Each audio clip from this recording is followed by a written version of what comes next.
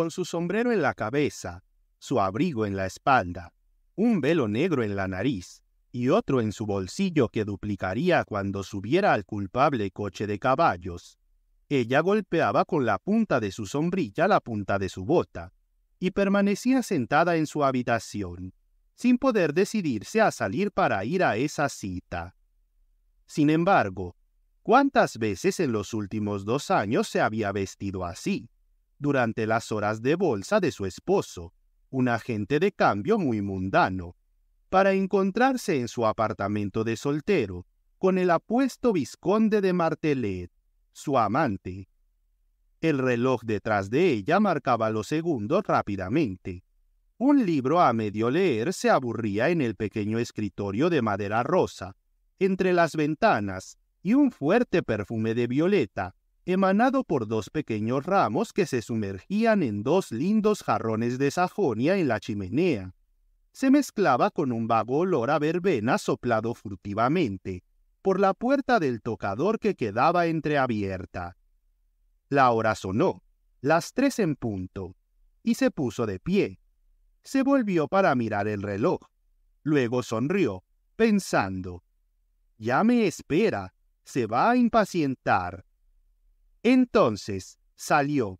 Advirtió al criado que estaría de regreso en 1 hora a más tardar. Una mentira. Bajó la escalera y se aventuró en la calle, a pie. Estábamos en los últimos días de mayo, en esa deliciosa temporada en que la primavera del campo parecía sitiar a París y conquistarlo sobre los techos, invadir las casas, a través de las paredes, hacer florecer la ciudad, esparcir alegría sobre la piedra de las fachadas, el asfalto de las aceras y el adoquín de las calles, bañarla, embriagarla de savia como un bosque que reverdece. La señora Hagan dio algunos pasos a la derecha con la intención de seguir, como siempre, la Rue de Provence, donde detendría un coche de caballos, pero la suavidad del aire, esa emoción del verano que nos entra en la garganta en ciertos días, la penetró tan bruscamente que, cambiando de idea, tomó la Rue de la Chaussée-d'Antin, sin saber por qué, atraída oscuramente por el deseo de ver árboles en la Plaza de la Trinidad. Pensaba: «Bah, él me esperará 10 minutos más». Esta idea, de nuevo, la alegraba, y mientras caminaba a paso lento entre la multitud, creía verlo impacientarse, mirar el reloj, abrir la ventana, escuchar en la puerta, sentarse por unos momentos, levantarse y, sin atreverse a fumar, porque se lo había prohibido en los días de encuentro, lanzar miradas desesperadas a la caja de cigarrillos. Iba despacio, distraída por todo lo que encontraba, por las caras y las tiendas, disminuyendo cada vez más su paso, y tan poco deseosa de llegar que buscaba, en los escaparates, pretextos para detenerse. Al final de la calle, frente a la iglesia, el verdor del pequeño parque la atrajo tan fuertemente que cruzó la plaza, entró en el jardín, esa jaula de niños, y dio 2 vueltas al estrecho césped, entre las niñeras ataviadas, florecidas, coloridas y floreadas. Luego tomó una silla, se sentó y, levantando los ojos hacia el reloj redondo como una luna en el campanario, observó cómo avanzaba la manecilla. Justo en ese momento sonó la 1/2 hora, y su corazón saltó de alegría al escuchar tintinear las campanas del carrillón. 1/2 hora ganada, más 1/4 de hora para llegar a la Rue Miromesnil, y algunos minutos más de paseo. 1 hora robada al encuentro. Se quedaría allí apenas 40 minutos, y todo estaría terminado una vez más. Dios, ¿cómo le aburría ir allí?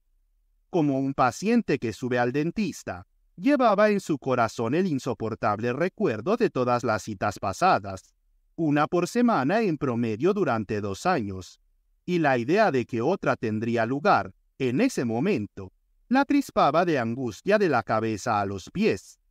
No es que fuera doloroso como una visita al dentista, pero era tan aburrido, tan complicado, tan largo, tan molesto, que todo, incluso una operación, le hubiera parecido preferible. Aún así, iba muy lentamente, a pasitos, deteniéndose, sentándose, paseando por todas partes, pero iba. Oh, hubiera querido perder este también, pero había hecho que ese pobre vizconde posara 2 veces el mes pasado, y no se atrevía a repetirlo tan pronto. ¿Por qué volvía? Ah, ¿por qué? Porque se había acostumbrado, y no tenía ninguna razón que darle a ese pobre Martelet cuando quisiera saber el por qué. ¿Por qué había empezado? ¿Por qué? Ya no lo recordaba. ¿Lo había amado? Era posible. No muy fuerte, pero un poco. Hacía tanto tiempo. Era agradable, buscado, elegante, galante, y representaba estrictamente, a primera vista, el amante perfecto de una mujer del mundo. El cortejo había durado 3 meses, un tiempo normal, una lucha honorable, una resistencia suficiente. Luego había consentido. ¿Con qué emoción, qué tensión, qué miedo horrible y encantador, en esa primera cita, seguida de muchas otras, en ese pequeño entresuelo de soltero, en la Rue Miromesnil?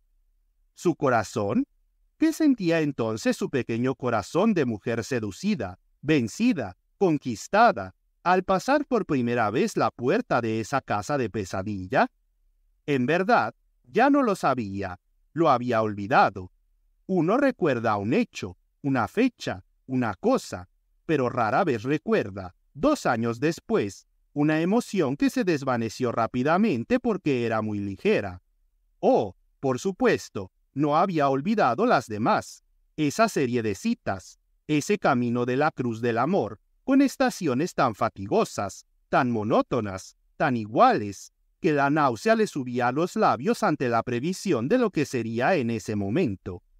Dios, estos coches de caballos que tenía que llamar para ir allí, no se parecían a los demás coches de caballos que se usan para los viajes ordinarios. Por supuesto, los cocheros lo intuían. Ella lo sentía solo por la forma en que la miraban.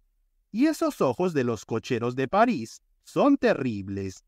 Cuando se piensa que en cualquier momento, frente al tribunal, reconocen, después de varios años, a criminales a quienes han llevado solo una vez, en plena noche, desde alguna calle hasta una estación, y que tratan con casi tantos pasajeros como horas hay en el día, y que su memoria es lo suficientemente segura como para afirmar: aquí está el hombre que recogí en la Rue de Martyrs y dejé en la estación de Lyon a las 12:40, el 10 de julio del año pasado. No es para estremecerse cuando se arriesga lo que arriesga una joven que va a una cita, confiando su reputación al primer cochero que aparece. En 2 años había utilizado, para este viaje desde la Rue Miromesnil, al menos 100 a 120, contando uno por semana. Eran tantos testigos que podrían declarar en su contra en un momento crítico. Tan pronto como entraba en el coche de caballos, sacaba de su bolsillo el otro velo, grueso y negro como un lobo, y se lo colocaba sobre los ojos. Esto ocultaba el rostro, sí, pero no se podrían notar el resto, el vestido, el sombrero, la sombrilla. ¿Acaso ya los hubieran visto? Oh, en esa Rue Miromesnil, ¡qué tormento! Creía reconocer a los transeúntes, a todos los criados, a todos. Apenas el coche se detenía, ella saltaba y pasaba corriendo frente al conserje siempre de pie en el umbral de su lodge. Ahí estaba uno que debía saberlo todo, su dirección, su nombre, la profesión de su esposo, todo, porque esos conserjes son los policías más astutos. Durante 2 años había querido comprarlo, tirarle algún día un billete de 100 francos al pasar junto a él. Ni una vez se había atrevido a hacer ese pequeño gesto de arrojarle a sus pies ese pedazo de papel enrollado. Tenía miedo. ¿De qué? No lo sabía. ¿De ser llamada, si no entendía? ¿De un escándalo? ¿De una aglomeración en la escalera? ¿De una detención, tal vez? Para llegar a la puerta del vizconde, apenas había medio piso para subir, y le parecía alto como la Torre Saint-Jacques. Apenas entraba en el vestíbulo, se sentía atrapada en una trampa, y cualquier ruido delante o detrás de ella le provocaba una asfixia. Imposible retroceder, con este conserje y la calle que le cerraba la retirada. Y si alguien bajaba justo en ese momento, no se atrevía a llamar a Martelet, y pasaba por delante de la puerta como si fuera a otro lugar. Subía, subía, subía. Hubiera subido 40 pisos. Luego, cuando todo parecía haber vuelto a la tranquilidad en la jaula de la escalera, bajaba corriendo con la angustia en el alma de no reconocer el entrepiso. Estaba allí, esperando en un elegante traje de terciopelo forrado de seda, muy coqueto pero un tanto ridículo, y durante 2 años no había cambiado nada en su forma de recibirla. Nada, ni un gesto. Tan pronto como cerraba la puerta, le decía: «Permítame besarle las manos, querida amiga». Luego la seguía a la habitación, donde, con las persianas cerradas y las luces encendidas, invierno tras verano, por pura elegancia, se arrodillaba frente a ella, mirándola de arriba a abajo con una expresión de adoración. El primer día fue muy amable, muy exitoso, ese gesto en particular. Ahora, ella creía ver al señor de Launay interpretando por 100ª vez el 5º acto de una obra de éxito. Necesitaba cambiar sus efectos. Y después, ¡oh Dios mío!, después, esa era la parte más difícil. No, el pobre chico no cambiaba sus efectos. ¡Qué buen chico, pero tan común! Dios, qué difícil era desvestirse sin una criada. Una vez, aún pasaba, pero todas las semanas se volvía odioso. No, de verdad, un hombre no debería exigirle a una mujer tal molestia. Pero si desvestirse era difícil, volverse a vestir se volvía casi imposible y exasperante, al punto de gritar, molesto al punto de abofetear al caballero que decía, dando vueltas a su alrededor de manera torpe: «¿Quieres que te ayude?» Ayudarla. Ah, sí. ¿A qué? ¿En qué era capaz? Era suficiente verlo con una aguja entre los dedos para saberlo. Fue tal vez en ese momento que comenzó a tomarle aversión, cuando decía: «¿Quieres que te ayude?». Lo hubiera matado. Y luego, ¿era posible que una mujer no terminara odiando a un hombre que, durante 2 años, le había obligado más de 120 veces a vestirse sin criada? Ciertamente no había muchos hombres tan torpes como él, tan torpes, tan monótonos. No era el apuesto barón de Grimbal quien habría preguntado con esa expresión tonta: «¿Quieres que te ayude?». Él habría ayudado, tan ágil, tan divertido, tan espiritual. Eso es, era un diplomático, había recorrido el mundo, merodeado por todas partes, probablemente desvestido y vestido mujeres siguiendo todas las modas de la tierra. Ese hombre. El reloj de la iglesia sonó los 3/4. Se levantó, miró el reloj, se rió murmurando: «Oh, debe estar tan nervioso». Luego aceleró el paso y salió del parque. No había dado 10 pasos en la plaza cuando se encontró cara a cara con un caballero que la saludó profundamente. «Oh, ¿eres tú, varón?», dijo, sorprendida. Justo acababa de pensar en él. «Sí, señora». Y él se informó sobre su salud. Luego, después de algunas vagas palabras, continuó: «Usted sabe que usted es la única, me permite decir, de mis amigas, ¿verdad?, que aún no ha venido a visitar mis colecciones japonesas». «Pero, querido varón, una mujer no puede ir así a casa de un soltero». «¿Cómo? ¿Cómo? ¡Qué error cuando se trata de visitar una colección rara! En todo caso, no puedo ir sola». «¿Y por qué no? Pero he recibido a multitudes de mujeres solas, solo para ver mi galería. Las recibo todos los días. ¿Quieres que te las nombre? No, no lo haré. Hay que ser discreto incluso para lo que no es culpable. En principio, no es indecente ir a la casa de un hombre serio, conocido, en una cierta situación, solo cuando vas por una causa inconfesable. En el fondo, lo que dice tiene bastante sentido. Entonces, ven a ver mi colección. ¿Cuándo? Pero ahora mismo. Imposible, estoy apurada. Anda, llevas media hora sentada en el parque. ¿Me espiaba? Te estaba mirando.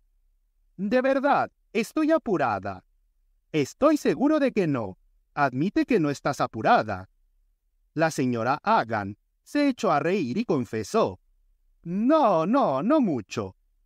Un coche pasaba rozándolos. El pequeño varón gritó: ¡Cochero! Y el coche se detuvo. Luego, abriendo la puerta: ¡Suba, señora! Pero, varón, no, es imposible. No puedo hoy. Señora, lo que está haciendo es imprudente. Suba, nos están mirando.